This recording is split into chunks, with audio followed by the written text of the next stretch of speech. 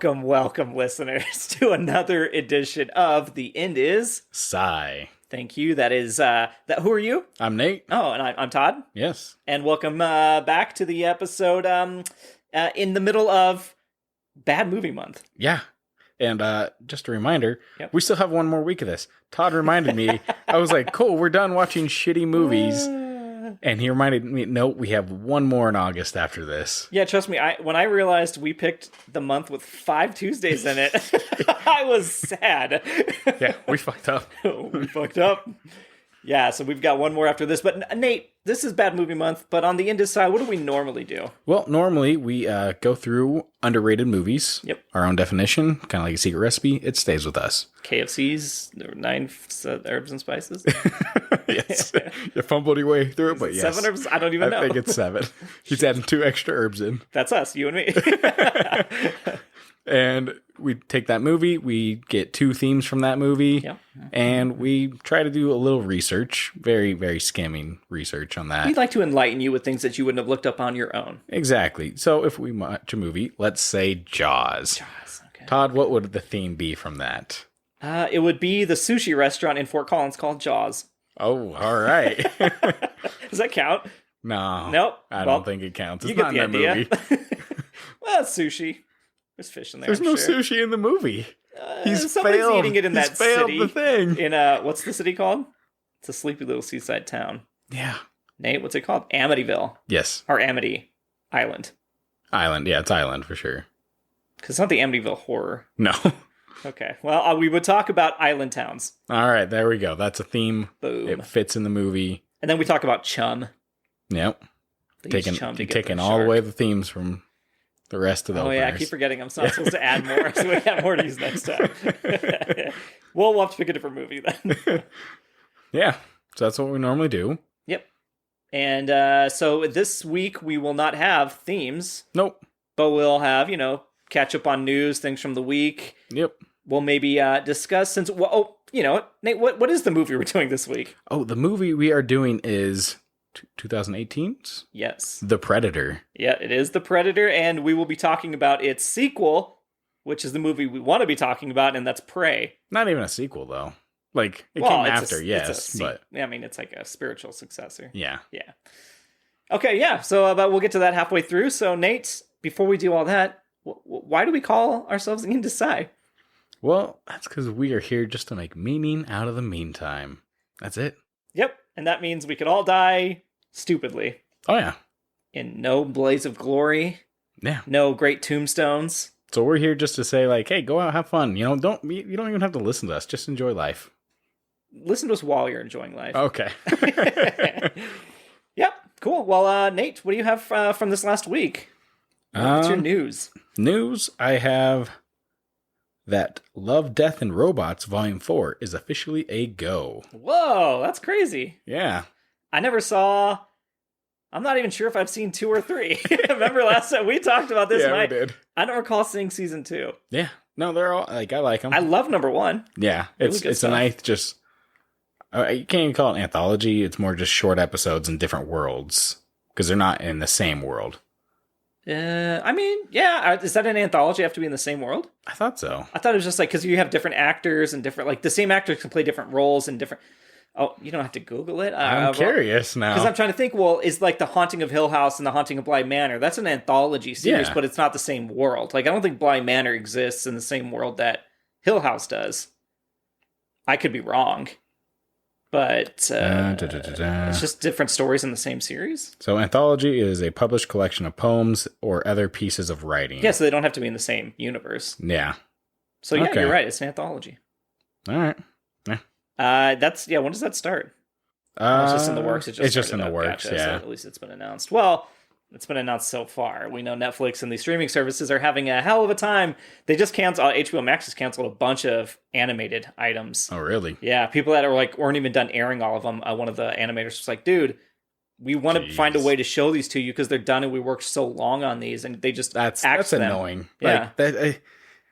Like you're pretty much, because like these things are coming out that people are hearing of. Yep. And you're making yourself look bad. Like Discovery, they took over, and now they're just tarnishing the brand. Yep. And themselves by doing all this.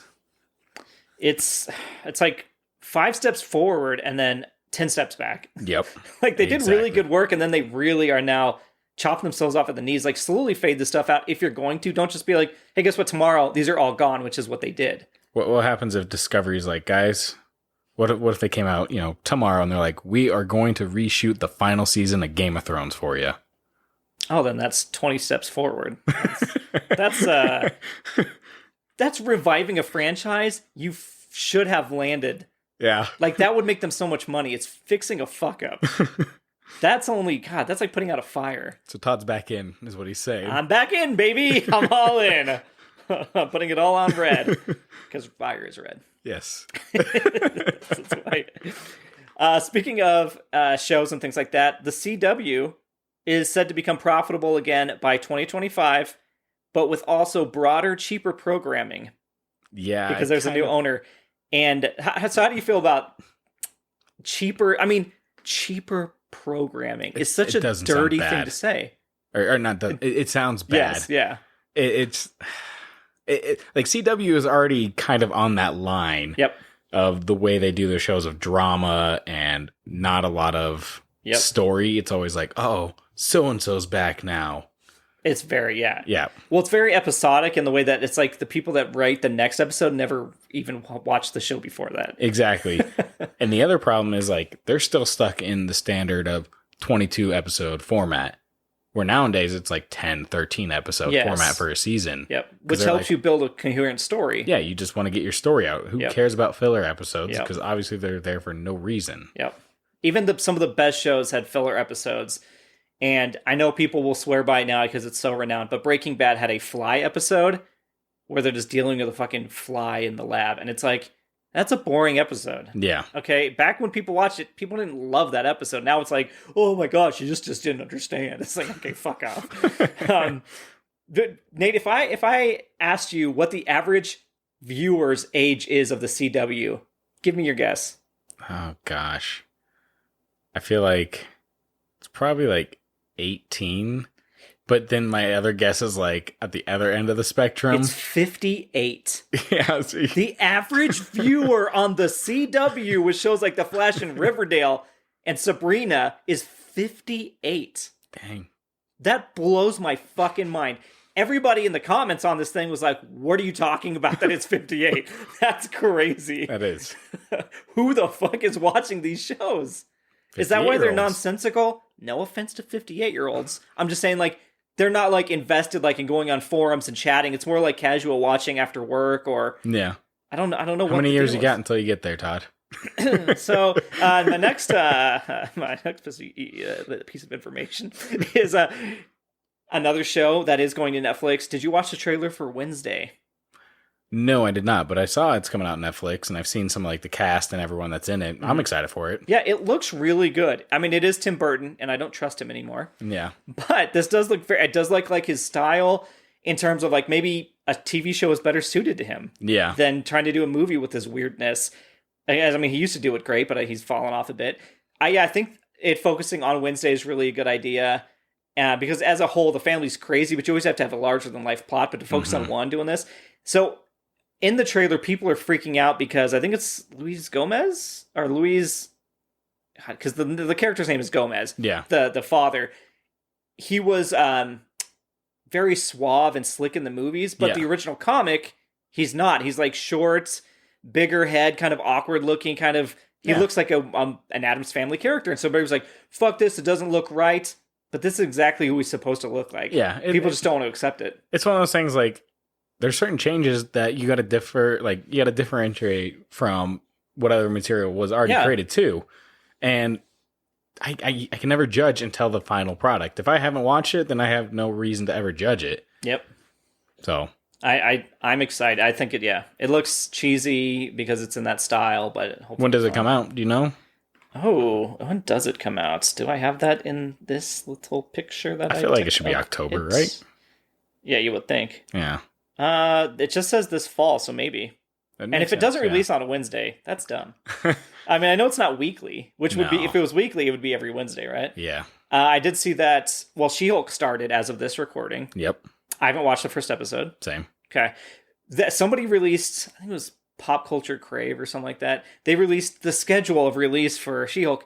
It's just every Thursday. Yeah. It's literally just 9 blocks, and it's every Thursday. I was like, you don't need a calendar for that. You know what the tweet is? It releases every Thursday. Yeah. I was like looking all the dates. I was like, did it skip? No, it didn't skip any It releases every Thursday for the next 6 weeks. Yep. Simple as that. Done.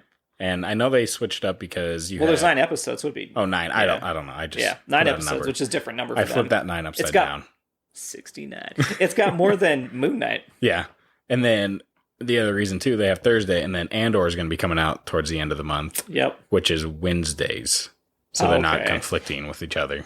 That's good. I know that Ms. Marvel got kind of shit on because it released during Obi-Wan Kenobi's time, and they usually don't double up because then you get lower viewership. Yeah, exactly. But I don't know. Well, I'm good. There's a lot of content. We know that. Speaking of content, I started to watch Woodstock 99. I've done the first episode. That shit is bananas. And you can blame everything I'm riding on Limp Bizkit because it just makes sense. Did you watch the new Beavis and Butthead movie? Yes.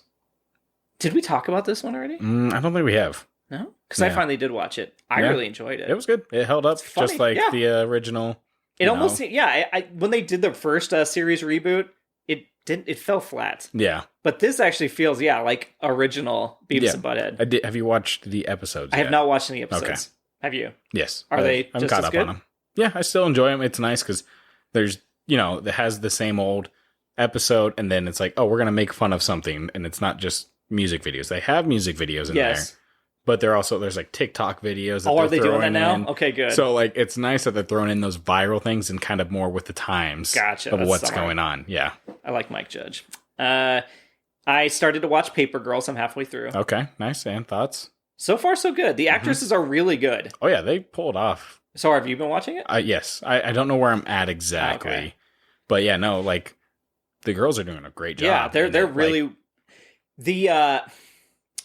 The one that plays Mac looks just like John Connor from T2. Yeah.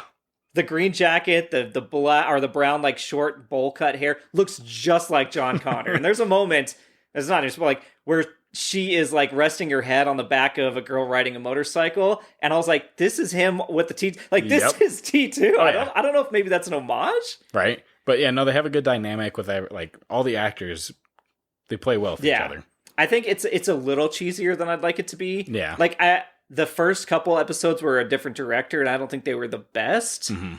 But I mean, otherwise, the visuals are good. Like, I mean, just like kind of the pacing and stuff. Yep. But the actual visuals, they're doing a really good job with trying to get in CGI that you would think not work in a show like this. But apparently, it's a really good budget for some stuff. Yeah.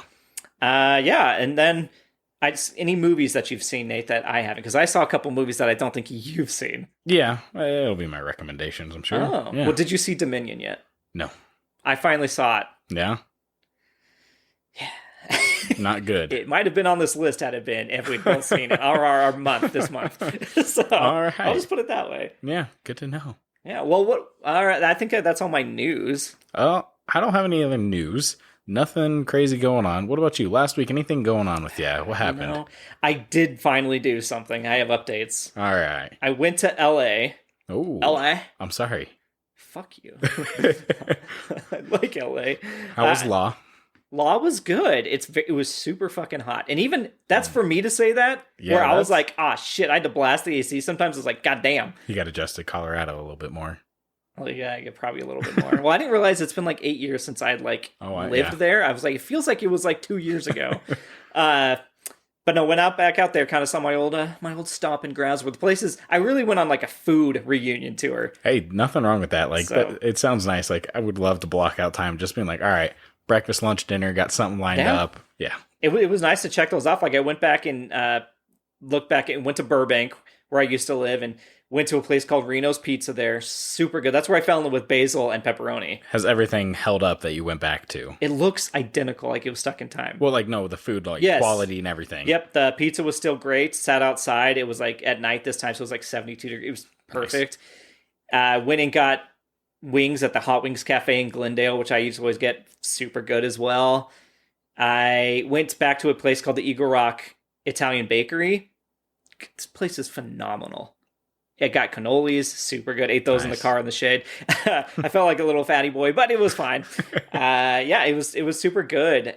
Traffic's just as crazy. I rented a car while I was out there. Okay, nice. Same exact car I have, but older edition, so it didn't have all the bells and whistles. I was really slowing it up, guys. Yeah. But I had to be very careful because traffic and the drivers are just like zipping around all day. Mm-hmm. So I was very scared I was going to get in it because I didn't take the insurance. I was like, I'm going to use mine. Yeah, you can always use yours. Yeah, but they're like, well, this is like, bet. They always try to talk it up. I was like, I'm fine. Yeah. But yeah, somehow avoided all the nastiness of that. Yeah, I mean, it's like, hey, I need to go this place. It's 13 miles away. Sweet. 45 minutes. Okay, well, getting in now. Just going to work this out. And Nate knows, because I teased him with it, that I went and saw a couple places while I was out there. Places that I had driven by so many times and just didn't know they were like a couple blocks the other direction. Okay. I went to Doc Brown's house from Back to the Future. Yep. Dude, it's amazing. It's called the Gamble House, and you can actually take tours. I didn't take a tour. Okay. So I haven't gone inside, but I have been on the front porch. So now if I see that movie again, I'll be like, I was on that front porch. I've been in the backyard now. I know what the back of the house looks like. Yeah. And I did go into the garage, which they have converted into a cool little bookstore. Nice. So it looks the same from the outside and everything, but it's a little bookstore, and there's like a corner that has Back to the Future stuff. So the rest is like a normal area. It's not a clock store. No, all right. Maybe they had a clock in there. I didn't see it. But there's like a whole Back to the Future corner with the license plate for Out of Time, like pins and stickers and pop figures and all the kind of things. I think there might have been a book about it and everything. So that was just really cool to actually be there in that lawn and walk around and be like, this is what's right behind it. Like people are just, nice existing. And then later, I think it was maybe that day or the next day, I went to Marty McFly's house on, I think, like Roseland Ave.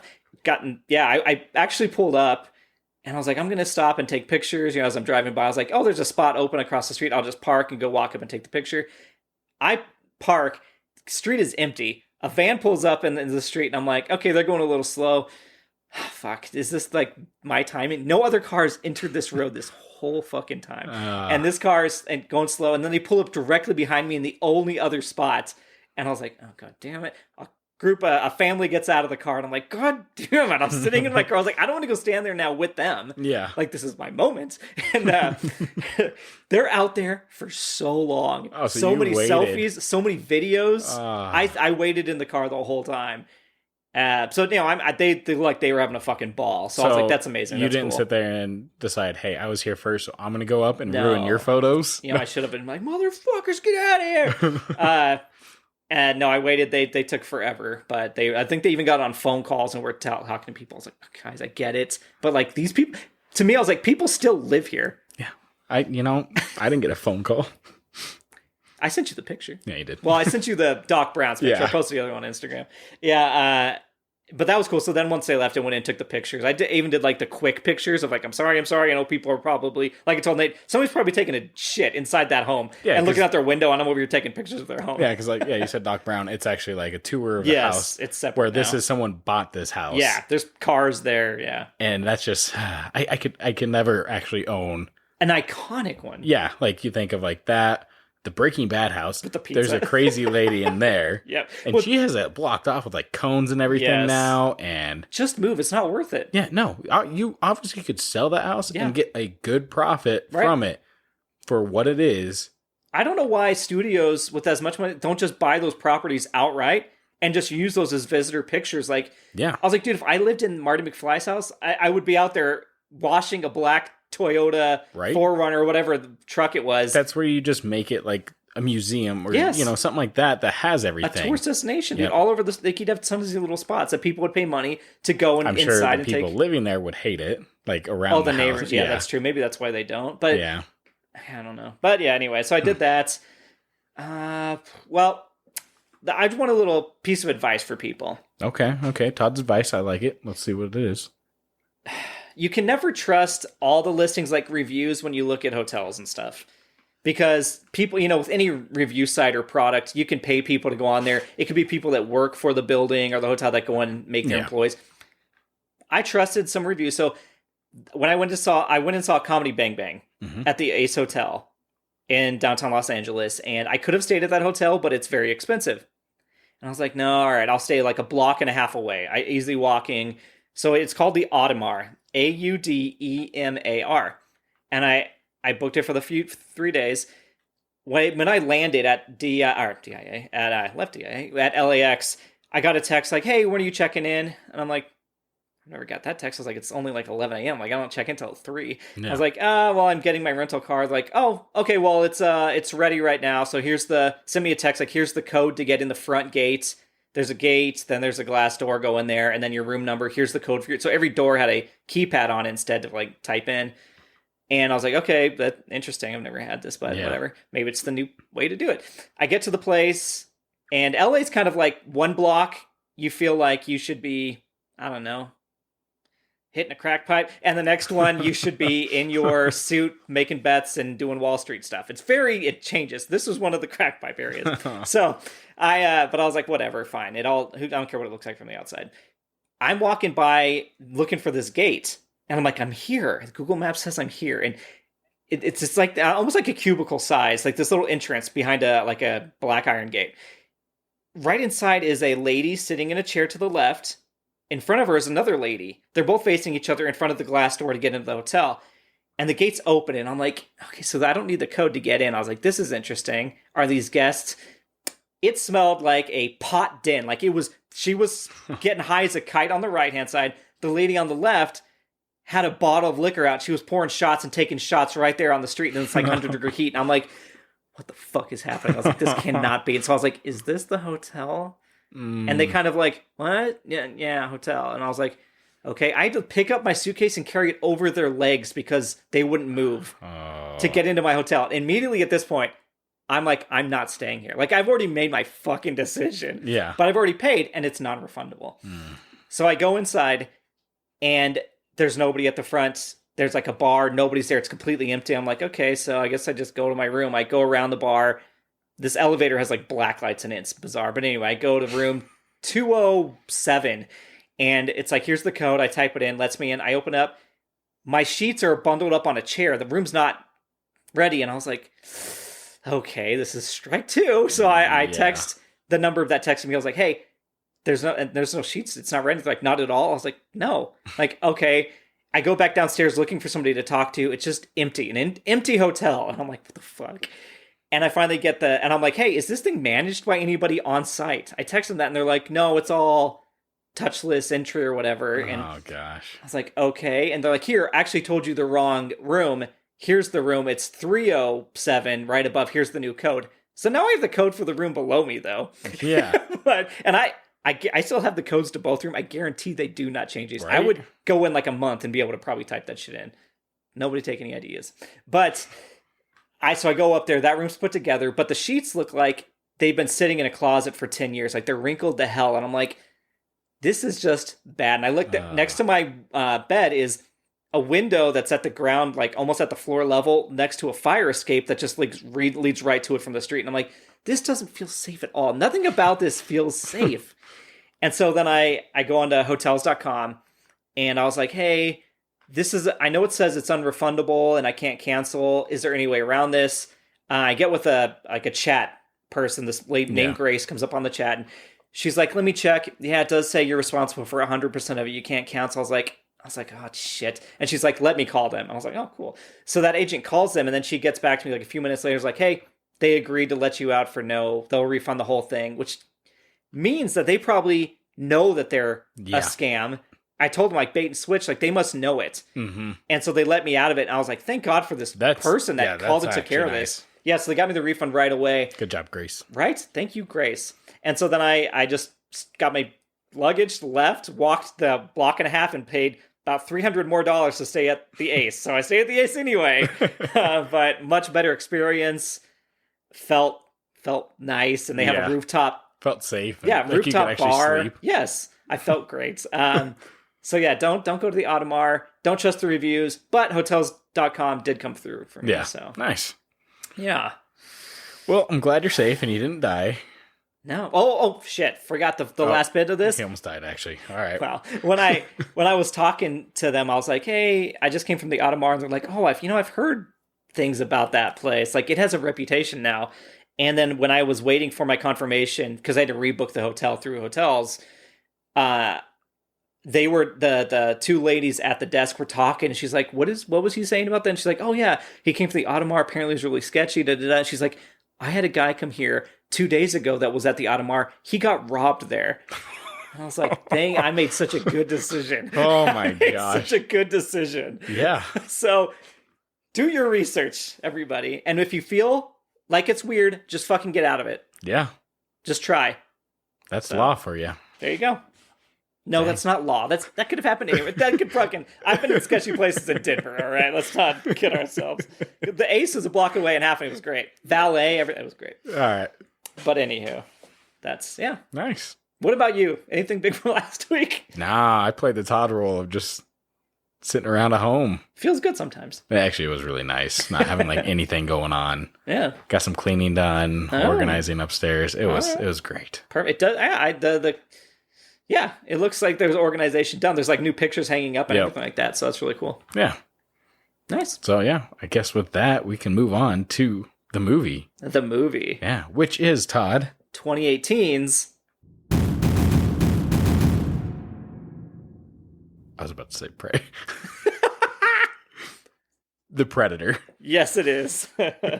Which follows Predator from 1987, Predator 2 with, obviously number 1 with Arnold Schwarzenegger, big deal. Danny Glover, number 2, It's in the City.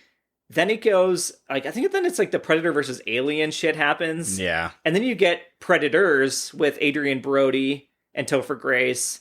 And then you get The Predator, which we're going to do. Mm-hmm. And before we get into that, let's talk about the one that just came out on Hulu called Prey. Oh, you want to talk about that one first? Do you not want to? I figured we'd do that after. Oh. Yeah. Okay, then let's talk about The Predator, and then we'll go to Prey. All right. Well, Nate, what do you have any background on this one? I don't have any background on this. All right. I think I hit the mic. Wouldn't be an episode without that. I think it's twice I've hit it. Directed by Shane Black. Yep, that's right. Who people love. I don't love him. I looked at his resume. It's not great. There's some good stuff in there. Yeah. Nice Guys. Mm-hmm. Iron Man 3 I don't like, but I know people do. Yeah. He was also Hawkins in 1987's Predator as the character Hawkins. Oh, so he should, He should know it better. Yeah, but he also wrote all the Lethal Weapon properties, all the movies, even the TV show.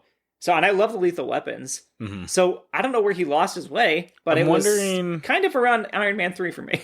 Well, I'm wondering, like, when he doesn't have like a set purpose of like, oh, adhere to these rules or this property, like a chronology, then he does fine. Well, it's like this was almost like he took every cool quote unquote concept from Predator and was like, let's just do it, but this is it now. And it's like, this movie is a fucking frat boy's fever dream of what Predators should be. Oh, this movie's shit. It's not good. Like it. Okay, so real quick. When you watched this in theaters, so did I. Yes. Did we see it together? No. Oh. I saw it in theaters without you, but I came out like, yeah, it was good. It was a movie. I don't ever want to see it again, but it was a movie. But that was because I just came back from 2 weeks of vacation, and I was like, this is something stupid, mindless, just to get my mind off of things. Well, I'm curious, if you were to watch this movie knowing it's shit, when would you walk out now?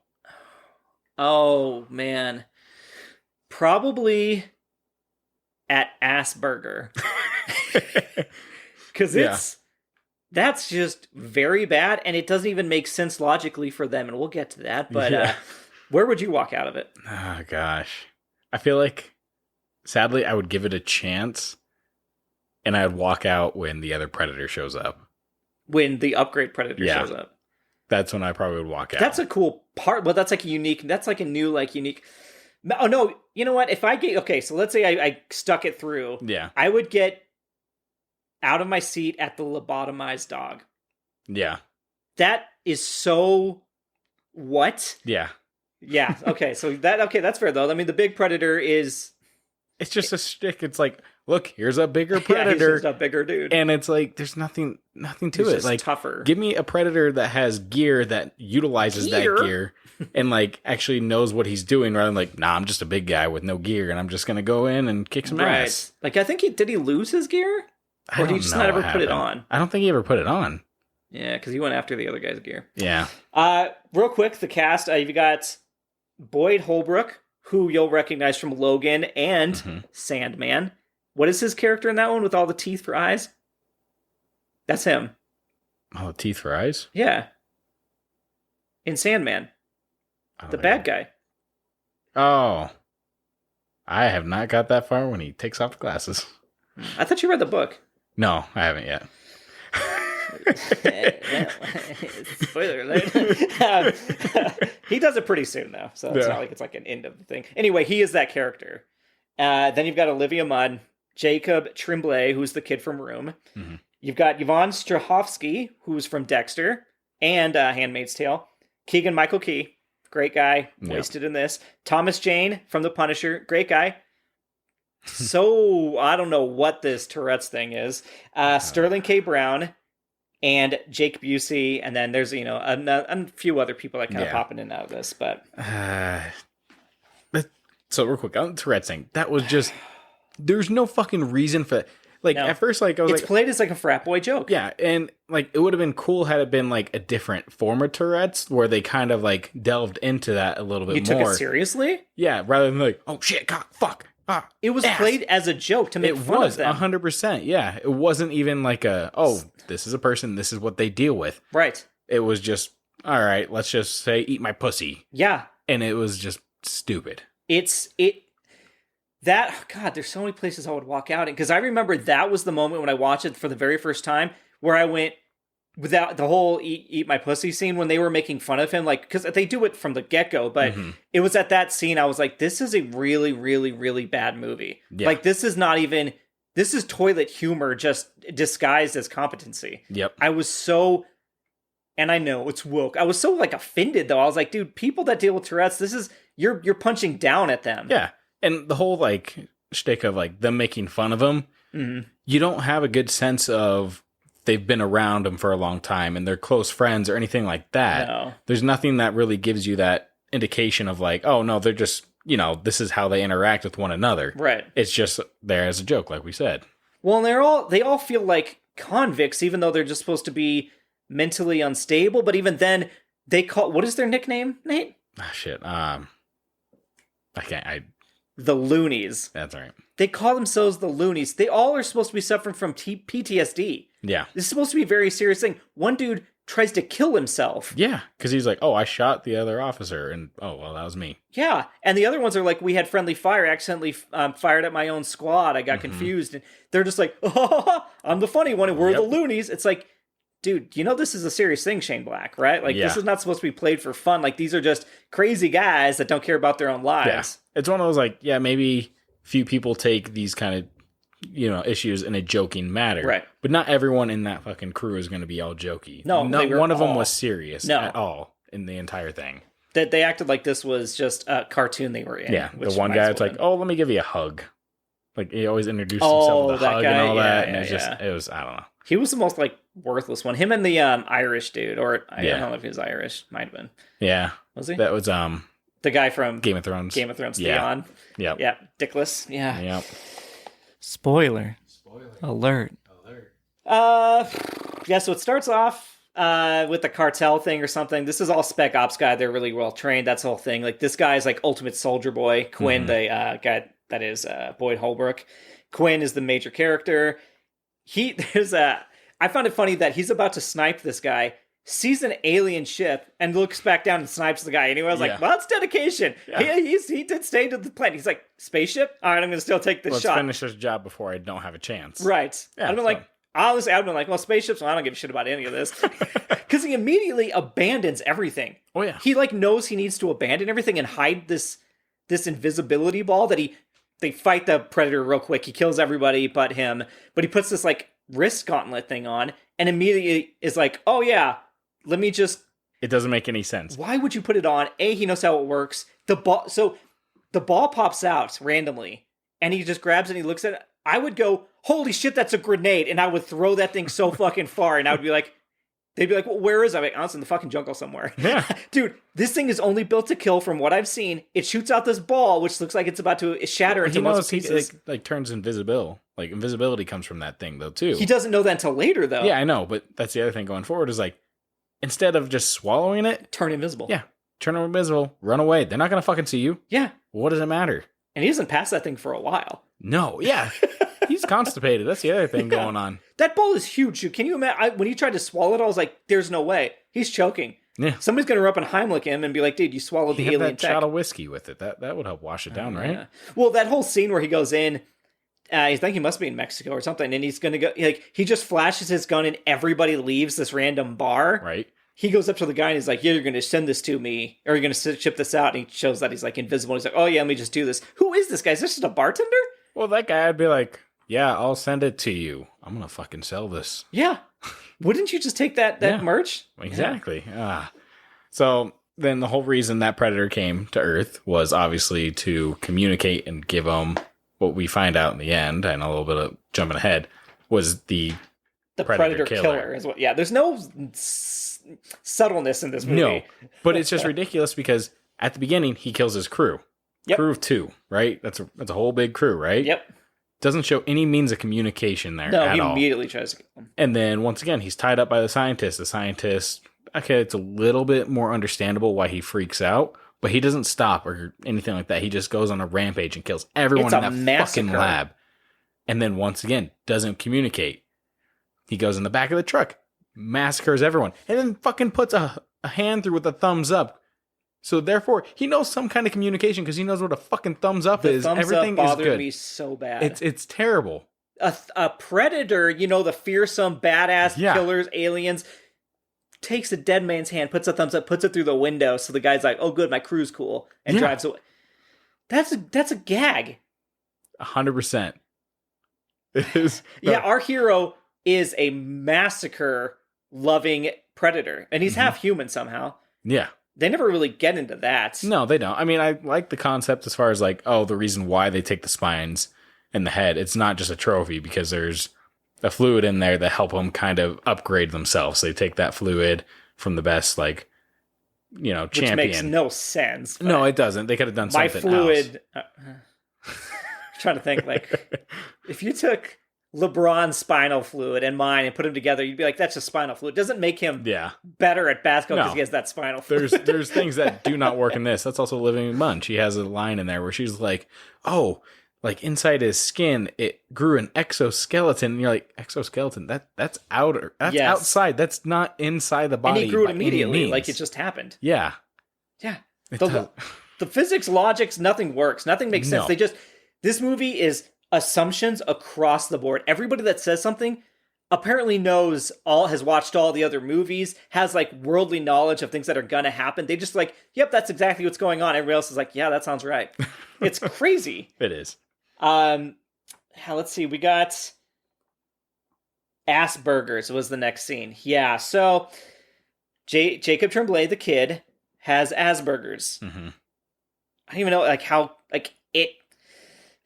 Now that we've said Asperger's first, it's unfortunate, but he has Asperger's syndrome, and so when kids would make fun of it and break it up to Asperger's, that's a low-hanging fruit joke for little kids. Okay, I could see that in that world being something that they would do, but how do these kids present that joke? Do you remember how they start that?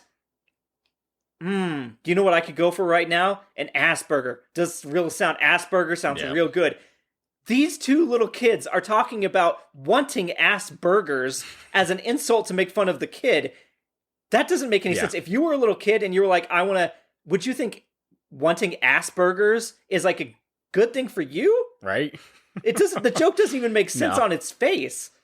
But they're making fun of this kid, and then they don't even okay, yes, they're shitty kids and all that. Yeah. But they really don't go to the extent of like bullying him worse than you'd expect him to do too in that first scene. Because like the alarm's going off and he's just covering his ears. But they're like, it's not worth it right now. They all, they're cruel, evil, and you think they're about to do it, and they always walk away. Yeah. And you're like, okay, so they either thought like, okay, maybe we are doing wrong, or they just don't go the full mile. Yeah, I don't know. Like what is their line? Yeah.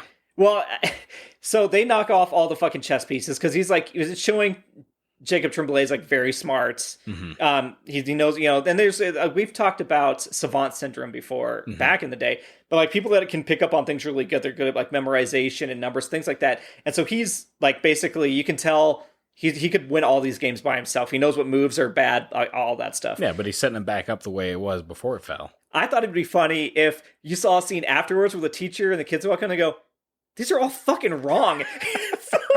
You think he's like very good at this, but he just put the pieces back randomly. Now that would be a funny gag to me. That would be good.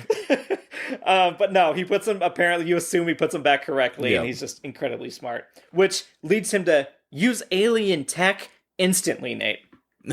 So it's sort of, he gets the helmet in the mail. Yep. And he pulls it out of the case, and instantly, he looks at it, pulls up the gauntlet, and he just starts knowing where to hit the buttons, where to type. That's not gonna... Remember, this is Predator tech. Therefore, everything is a fucking weapon. Yep. Like, and it's completely, and it's alien. It's completely different language that we haven't even thought of. Yeah, and it's technology that's way beyond our time too, as far as like it's a hologram where he's able to push the buttons on that and know what to. Yeah, I don't care how smart you are, you're not figuring that tech out. Like no, you're not. You're just not. Yeah, and so that's the whole reason of why he's important in the story, which doesn't make any sense because they really don't hint at it or anything like that that well. Of he's the next step in the evolution for predators. Which the upgrade predator figures out. He's like, oh, I want Quinn or whatever the hell his name is. The last name is. I want that guy, and it's like, oh, okay. So you think because he is very good at math that if you take his skeleton, you're gonna be better at math or something, like smarter? But that's the other thing. He goes completely unpredator-like and just kidnaps the kid. Doesn't fucking like, all right, rip off his head, get his spine, I'll see you later. Oh yeah, this has plot conveniences like crazy. When they get into a fight, that thing is lopping heads off, chopping people up immediately. When it gets to Olivia Munn or Quinn, the leader, he just knocks them aside. He'll just like backhand them. And it's like, or he'll pick him up and you're like, rip him in half, throw him. And it's like, okay, but that other dude, you just slice his head off. Well, that's the whole bulletproof and then not bulletproof thing too.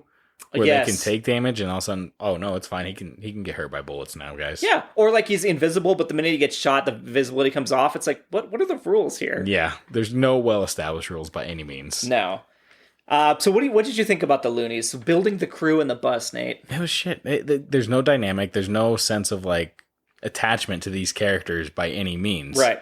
They all just tell their story and they all make jokes about it, and nothing's taken serious at all in this entire thing. No. Well, you can almost see like there's the skeleton of a better movie because everybody introduces themselves and it's a total crew. I'm like explosives. I'm helicopter. Like I can fly. I can do all this, and it's like, oh, they're gonna need this later, where everybody has a very specific skill. Yep. No, never needs it. No. I mean, hell, their main guy gets killed from behind, like trying to do a sniper. He gets his arm chopped off. It's like, oh, that guy died like a bitch, just like nothing. Yep.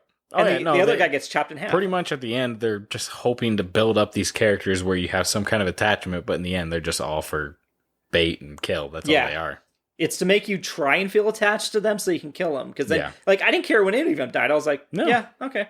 Yeah, whatever. You don't care. And, like, the scene of the Tourette's guy and Key, they're like, oh, we're having a moment here and we're going to shoot each other. But you don't feel any of that at all. You're just like, that was a waste. All right, cool. Move on. That is the biggest, like, supposed to be sad scene. Because it's like, oh, Tourette's guy's nice. And they have, like, they're, like, romantically almost involved. But they never show a bond between those two. It's just like they joke with each other. Yeah. And that's supposed to be the bond, I guess. But yeah, one's impaled, one's got a hole in him. It's kind of like yin and yang going on there type thing. But yeah, then they do like the one pistol shot from away from each other. They both get headshots. And it's one of those where it should have been like oh shit, he shot first. Yeah, that would be funny too. The Tourette's guy would be like, oh fuck, dude, he missed and I got him and now I'm just hanging here. Yep. But no, but it tries to like have emotional weight and it doesn't. Yep. Sterling K. Brown plays the lead asshole who's like, motherfucker, fuck this, fuck that. Everybody is saying fuck like it's on the Indecide podcast. It's insane. This movie wants to be so cool, though, in that regard. Like, they throw it in there and everything. It's like, oh, yeah, this motherfucker's wrong, and man, that's fucking crazy. What the fuck does that do? And it's supposed to be like, in the laboratory, they're F this, F that. Guys, it's... because we got the R rating. We're going to throw it in there. But it's just, dude, I just don't even... Yeah. Why are all apparently Alien, or the Predator... Alien is definitely the other movie with aliens, but why are all the Predator helmets connected? It connects the ship. Well, that's you the thing, can see too, where they're walking. Yeah, you can see where they're walking, like what they're looking at and History. everything. Doesn't make any sense. Like, take the helmet. Take the other helmet that's in the case, too. Yeah. Why walk away without that? Yeah, he, like, puts it back down. It's like, you can see everything right now. Yeah. And why the fuck doesn't the Alpha Predator have a mask? The upgrade guy? Yeah. Yeah, that's one we haven't decided. Why don't they have any armor on? They just because they're tall. 6'7", I think. No, it's like 11 feet. No shit. That 6'7" is the size of She-Hulk. I remember reading that earlier. You're right. She-Hulk or the Predator, Nate? What do you mean? Fighting, She-Hulk. Yeah, thank you. Yeah. Okay. So Lab Massacre. Why aren't they wearing hazmat suits when the alien's in the room? Don't know. Whatever. We'll just get past that. They wrote Olivia Munn into the scene just to get her naked. Oh, yeah. No. Just to get her 100%, naked. yeah. That's the only reason. At least they keep internal logic, though. Like, the predators will not kill you if you're not a threat. Mm-hmm. Although I would reckon to believe many of those scientists were not a threat. Yeah, no, it was bad in that scene of just everything going on. Because, yeah, like you said, it was just Olivia Munn. Let's get her naked. Yep. The whole decontamination scene. Because it didn't matter for anybody else. No. Nothing needed to be happening in there. Yeah. The bus scene, so then they're like, there's a breakout, so they're attacking. They see it running. They believe aliens are real now. It's the whole gag. Olivia Munn is keeping up. She's the only soldier in this whole thing that's keeping up with him. Everybody else is just gone. Mm-hmm. But she's following him. She's doing a badass thing. And then she shoots herself in the foot. So that's a fun thing. What's his name? Nashville? Yeah. Is this Nashville? Tennessee? Nashville? Nebraska. Yeah, there it is. Okay. Nebraska yells, get to the chopper. Guys? It's a good callback, right? Yeah, that's Arnold's famous line. Yeah. Why put it just... Because they wanted to figure out a way to get to the choppers without saying an actual helicopter. Oh, let's do motorcycles, because they're also called choppers. Oh, shit, it was a real... Like, choppers. Yeah. I thought they were going to a helicopter and forgot about the actual motorcycles. Fuck. That's how much my brain went, you kidding me? Oh, shit. Wow, he really elevated it. All right, Shane Black, you're a bad guy again. Just with your writing. Although, I love the lethal weapons. I don't know, man. You are hit and miss. Like I said, if it's a property that's already established, if it's a world he's creating, he can probably do it. It's a love-hate relationship with him. Okay, so... Here's one of the most cringeworthy lines, or the whole hotel scene again. You get the "eat my pussy" is the whole thing, and you're like, "What did you say? Me eat my pussy?" Yeah, fucking gross. And it's like, okay, he's got Tourette's. It's great, whatever. She's sleeping at the beginning of this scene. Yeah. And Quinn goes down to talk to Nebraska, and he's like, "Hey, do you think she's going to be safe up there?" Nebraska, what does he say? He says, "A bunch of soldiers, sleeping lady." No. Yeah. Do you respect the military or do you not in this movie? Yeah, no, he completely shits on the military in this movie. Because you just call them all rapists. Well, that, and then, of course, like we already said before, the PTSD. Yes. He's not taking anything serious with them. So... Just have to take a moment with that rape joke. Okay, so what I did like was the big, the husband speech. Like, she's all good to do it, and then he... not the speech itself, but the line where the guy with Tourette's says afterwards, like, well, it sounds like he can probably take care of himself. It's supposed to convince them to go help him, and he's like, well, actually, you just made a case for why he's probably self-sufficient. Yeah. I did laugh at that joke. We're good to stay here. Yeah. And so it becomes like the whole, are we going? No, I'm going to force you to go. That kind of nonsense. Mm-hmm. The last pages. Okay. I flipped over another couple pages. Nate's seeing all the text on here. Yep.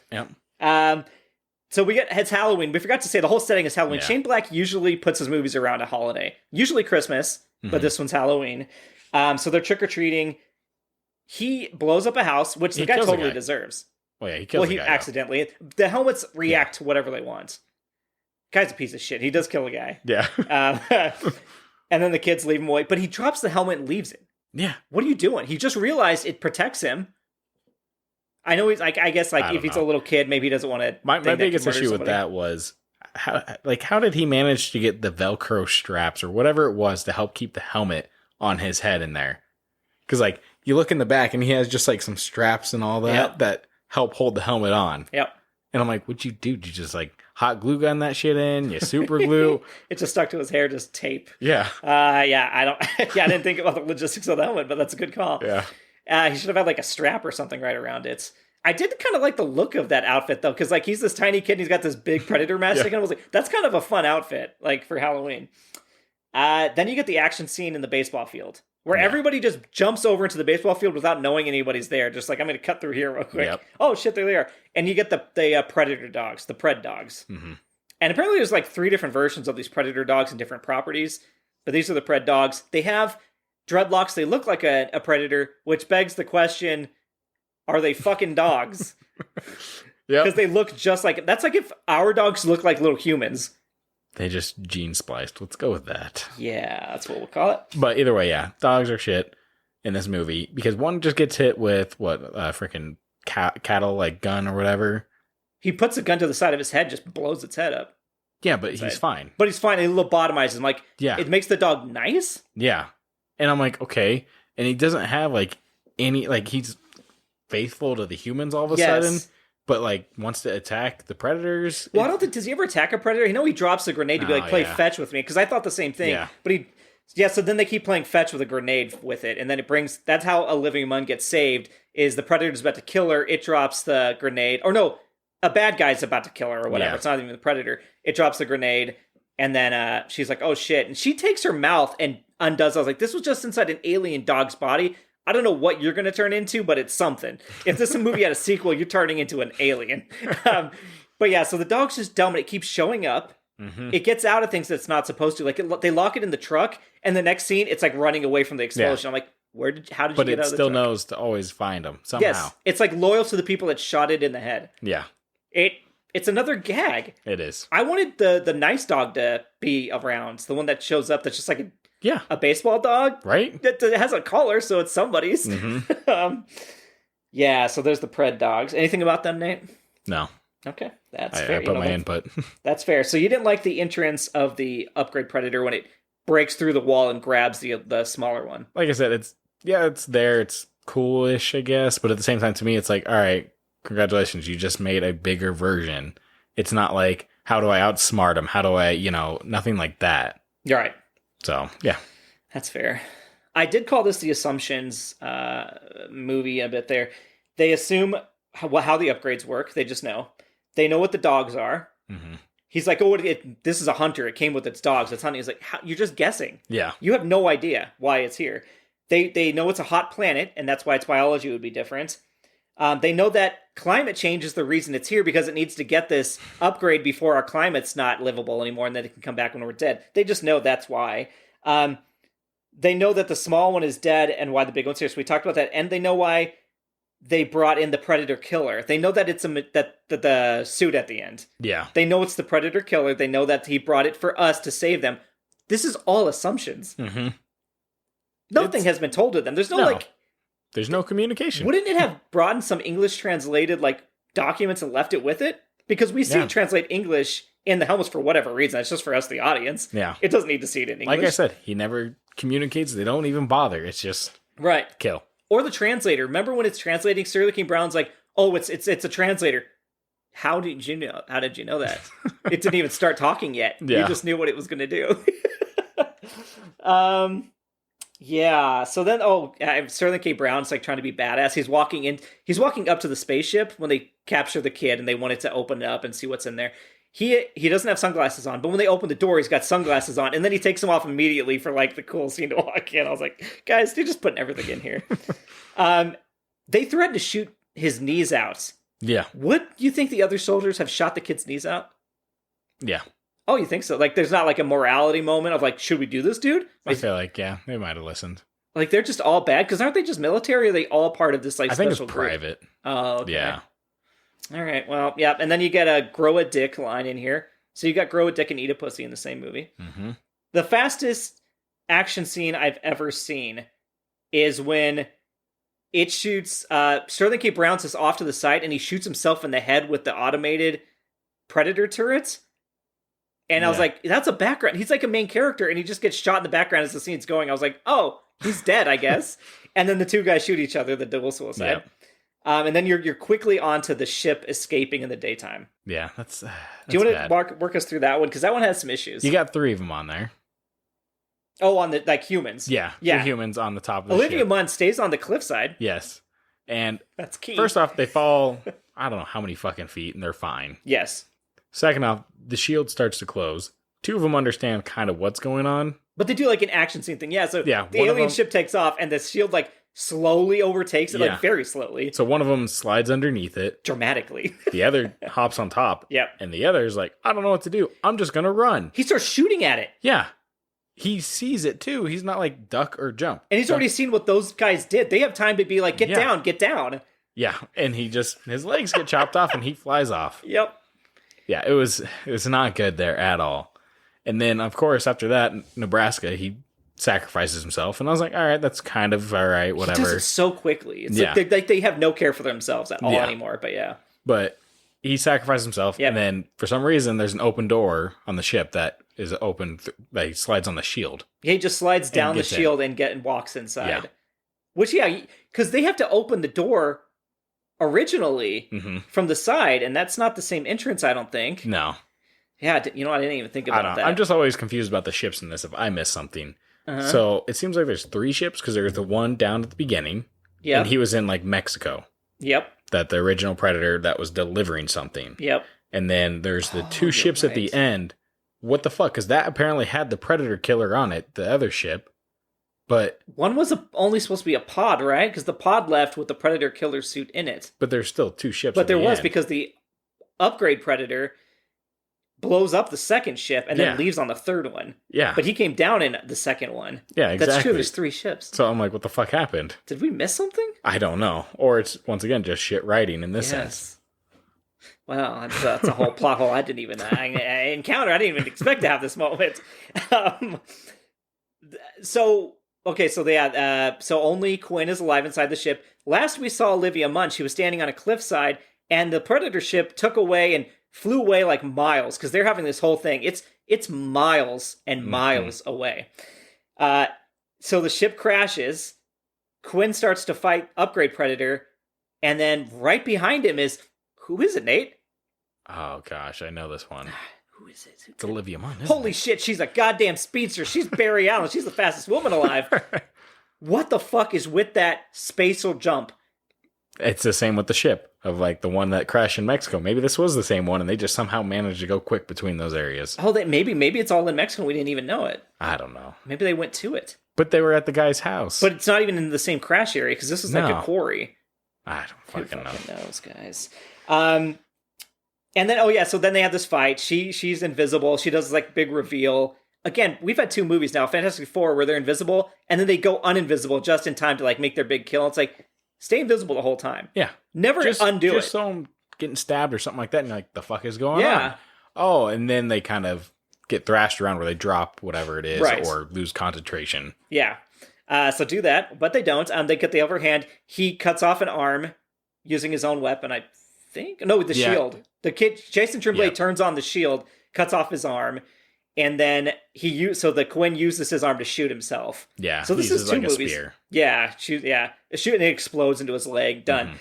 But he's dying on the ground, and he goes, Quinn's famous line to him, "What are you?" Starts to talk, "Shut the fuck up," and shoots him in the head. So bad. What kind of badass line is that? It is so bad. Yeah, when he just said that and just, nope, I'm going to cut you off. Like, you think you'd be like, you'd want to listen a little bit. Something. Before you kill it. So that way maybe you know, like, a little bit about it. I don't know. Yeah. Well, he's like, what am I going to say to this guy? Okay, he's walking up to him like, I'm going to ask him what he is. I'm going to tell him to shut the fuck up because I don't care. It's just, dude. So they survive, and then we do a little, what should have been an after credits scene. Oh yeah, it should have. This should not have been part of the proper movie. Would you have stayed after the credits for this? Absolutely not.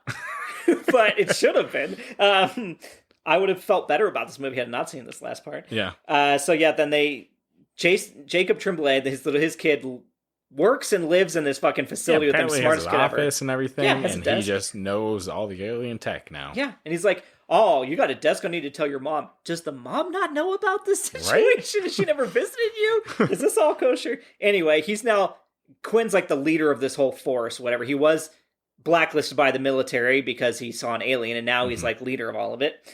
Yeah, they realize that this device is coming out of the pod. One of the doctors puts it on by accident and turns into this ultimate predator thing with like all like 5 or 6 different of those 3 red dot things to shoot. Yeah. It's all it has its up. own dreads and everything too. For It's just reason, yeah. And then he's like, "Oh, what is that? That's my new suit." Hopefully it comes in 42 long. Yeah, it's not even. Wouldn't you end it at, "That's my new suit"? Cut to black. Not hopefully have it in 42-inch long. Yeah. Like, why would you end it with the measurements? That's your last line. My thing with the Predator killer suit. Let me think through the logic here. Is wouldn't every other Predator have that suit available as well? Yeah. Oh yeah, you'd think like every Predator would have it. Like, how is it? There's no backstory of why all of a sudden he had it, this one Predator, and no one else had it. Like, there's nothing that shows. Right. And if he could build it, they have it. Yeah. They and even if you had a few of those suits, if they're saying what's supposed to happen is all of the Predators invade, you're talking about what, hundreds of thousands or millions of Predators coming to Earth? We don't stand a chance because we have a few suits. Like, they're decimated. They're probably shooting us out of orbit. Oh yeah. I mean, it's just so bad of everything that was written in here. He did not think about whatsoever. No. It was all afterthoughts. No, that he didn't bother with even. Yeah, it was just like, what would be cool? That's what I'm going to do. Right. He's like, I did Iron Man. I had a nanotech suit. Let's do a nanotech Predator suit. God, I hated that one. Yeah, you're right. Yep. That's the Predator, Nate. Yeah, it is. Garbage. It fits the theme. Yes. So let's change it up and maybe get a little better taste in our mouth after that. Ooh, what are we talking? Like chocolate, a nice ribeye, something we could pray on. Do we have to pray about it? Like we're talking no, EY? EY. P-R-E-Y. Pray. Yes, 2022's. Pray. Yeah, we won't do a legit. No, this is going to be a quick review probably because we didn't really plan out talking about this. But what did you think of it? I loved it. It was great. Yeah, like the aesthetic, it looks awesome. Like everything about it, the acting is all great in it. Like the story makes sense. Yeah, nothing's out of place, and it made me come to the realization of I don't want continuations of Predator movies. I want kind of like an anthology. Oh, to use the word. Yep. It's not just, here's the continuation of this Predator. No, let's have a Predator put in like, Japan with dealing with samurais or something like that, or dealing with pirates. I was thinking the same thing. Samurai. Shit, I thought samurais and pirates too. How cool would that be? Like, it would just be interesting to see that aspect and that design of that Predator. I don't want Avatar in the water. I want Predators near the water. We've never seen them in dealing with the ocean and shit. No. Can they even fuck with that shit? Right? It would be nice to have that going forward rather than the continuation. Yeah. Did I say this on the... Because I remember mentioning I had seen it and you hadn't, but I said this is the Predator movie I wanted to see in the theater. Yes. And do you agree with that now? Oh yeah, no, this is definitely a theater movie, 100%. It's a shame they didn't release it in the theaters. Everybody's been calling for it now. It's gotten such good reviews. Mm-hmm. Like, it's just critically, praised. Yeah. And the main actress, Amber Midthunder, phenomenal. Oh yeah. I remember seeing her in Legion. Yep. As I think she was like the twin or something. She was part of that older scientist that they split up. She's super good, and she's like the first Native American actress to have like a leading role like this. Like, she's nice, phenomenal in this movie. Oh, yeah. I mean, it's funny because I was watching it and the whole, obviously spoilers here. Yes. The axe on the string. Yes. I was like, okay, it's a little iffy, but at the same time, the world they're in, I'm okay with this. There's predators. There's good story behind it and everything. Yeah. Like, it all worked out as far as that goes. Like, everything made sense of, she fell into this pit, whatever, the water area. That's for a reason. It's going to come back to that. It was the smoking gun. Yeah. It was you showed it in the beginning. You're going to show that at the end. Mm-hmm. It felt like the pit and Neverending Story. I felt there should have been a horse in there and some sadness or tears, but there was a couple parts that I didn't love in it, but it was so small. Like, the movie just is such a ride. Oh, yeah. And I mean, the brother is such a good character in there. Yeah. There's a lot of that. It was a lot of misogynistic. Like, all the guys were just assholes the whole time. Even when she was right and she's obviously a badass fighter, they're just like, well, fuck you, you're a woman, go home and cook. And it's like, Jesus, were you guys... I think... wasn't there a scene, and I can't remember if I heard it correctly. I should have subtitled and gone back. But early on, they're in the tent, the sister and the brother, and he's mean to her, and she says something back, and he says, "You suck." I think he said, "You suck," and I went, that doesn't make any sense. There's no way that there's fur traders and fringe colonizers. You're not saying you suck. That's not a thing.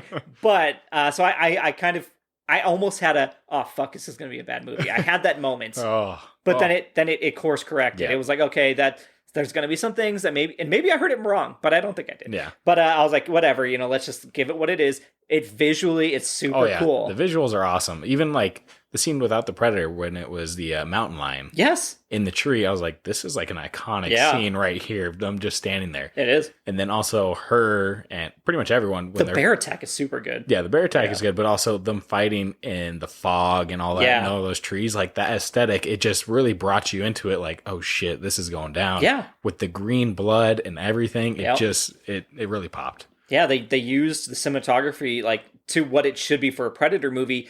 It's kind of like the first one. You're in this giant jungle, or in this case, like giant woods and forest, but it feels small. They make things like I think in the first one, the original, they made it like so it was nighttime a lot, and it was like, well, you're really stuck with just these two people in these close quarters almost. Yeah. This one was definitely when you do the fog and they're strapped to the tree, you're like stuck in this little area because you can't see where he is, so everything feels a lot closer than it should. Oh yeah. And there's really good characters in there. I mean, I was talking to my brother, and he was my older brother, and he was saying he really liked when the brother is beating the shit out of him. Like he hits him with a spear, takes it back out to shoot him with it, takes it back out. Like the dude is a badass. He's not holding back. He's going for it.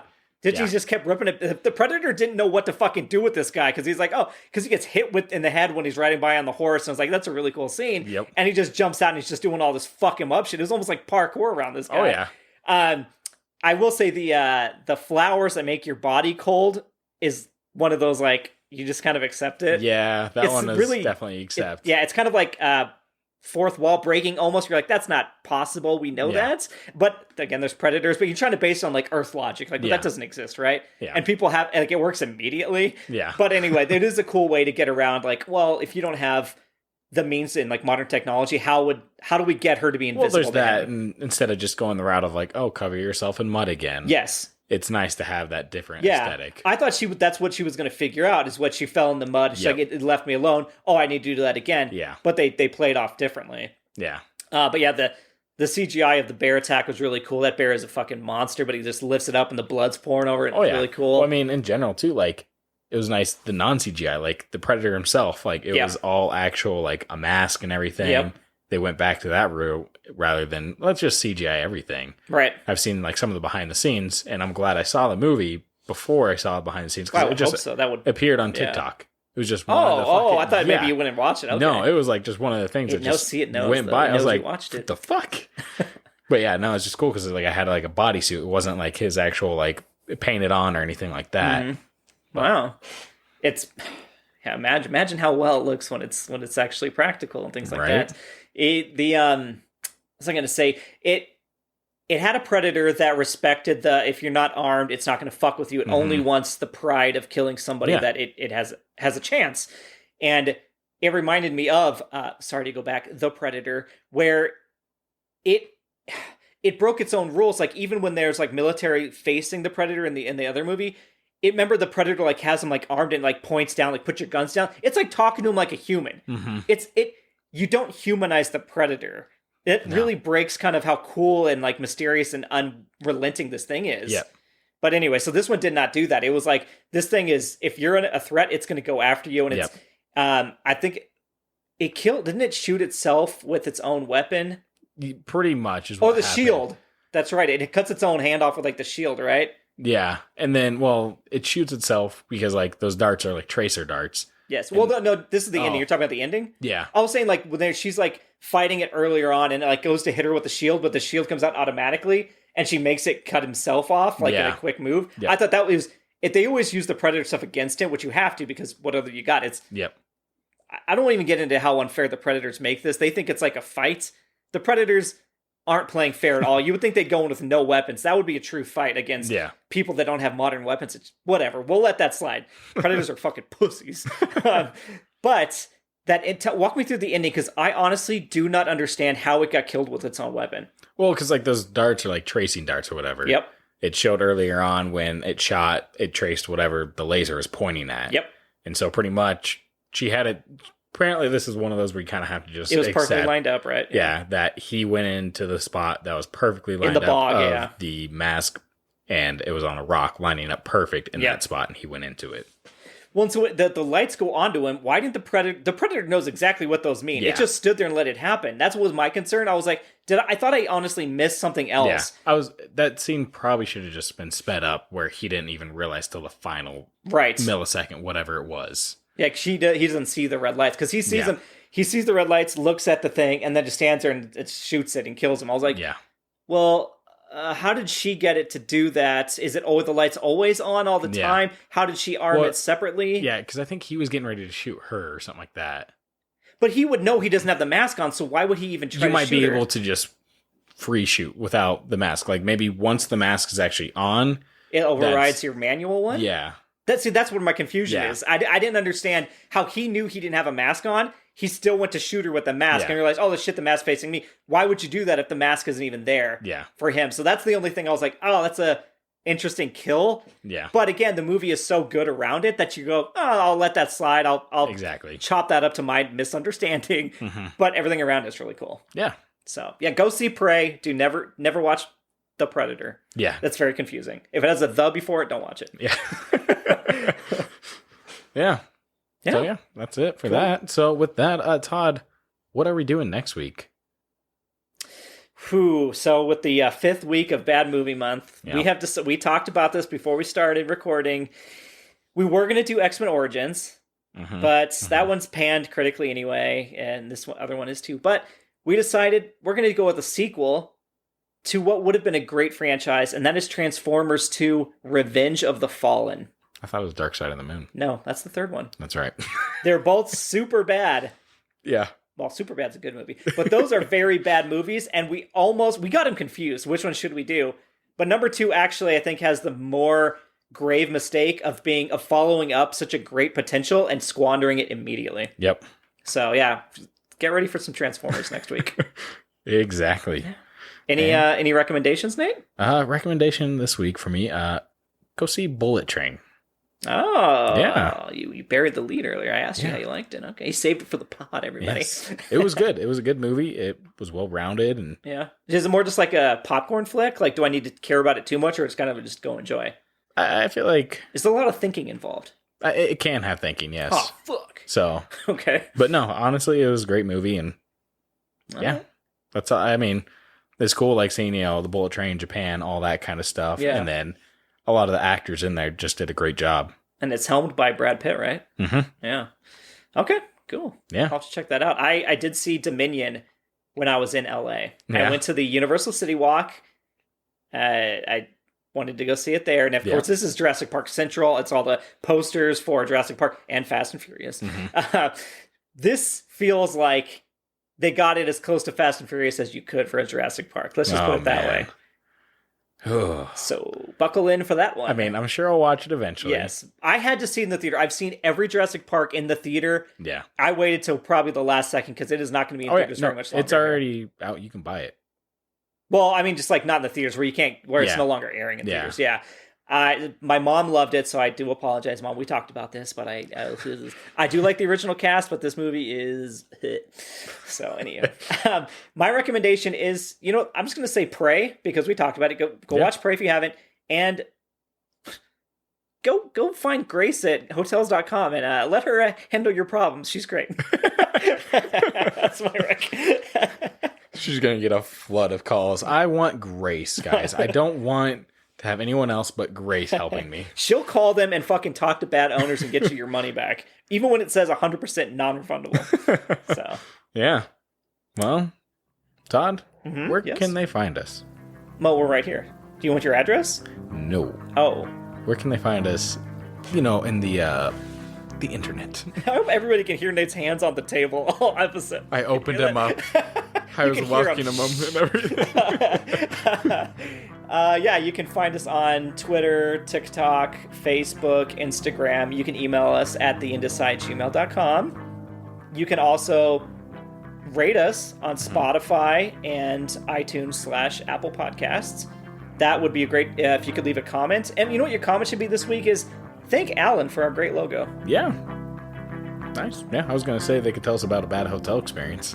You could do that. Tell us that and say, but you know what? Even though I had a bad time, I really liked looking at your logo. There we go. Yeah. Is that it? That's it. That's the show. One more done of the bad movies. Okay. Yeah. Dude, when we thought that we had to put ourselves through another movie, you could feel the life sucked from the room. Yeah. Yeah, we had to fucking pay for this movie to rent it, guys. That's right. I texted Nate. I was like, dude, do I have to pay to watch The Predator again? He's like, yep, I rented it. And I went, damn it. I was hoping you were like, no, I found it here for free. No, I couldn't find it anywhere. Yeah, I looked too. Well, it's free. Every other of the Predators is free. Yeah. They're all other free. This is the only one that's not. Nope. Dude. It's so backwards. I don't know what's happening. Annoying. But anyhow, okay. Well, that, God, I hate this because, like, just like last week with Fantastic Four, get to the choppers. No, it's not. It's just, it's now I know it's the fucking tainted motorcycles. Oh, okay. Well, it's fucking Candyland. Thank you yeah.